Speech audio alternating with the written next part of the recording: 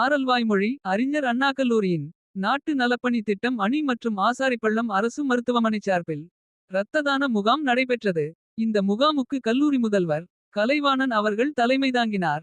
ஆசாரிப்பள்ளம் அரசு மருத்துவ கல்லூரி இரத்த வங்கி அலுவலர் டாக்டர் ராகேஷ் அவர்கள் மாணவ மாணவிகளிடம் இரத்த தானம் செய்வதால் ஏற்படும் நன்மைகள் குறித்து விரிவாக பேசினார்.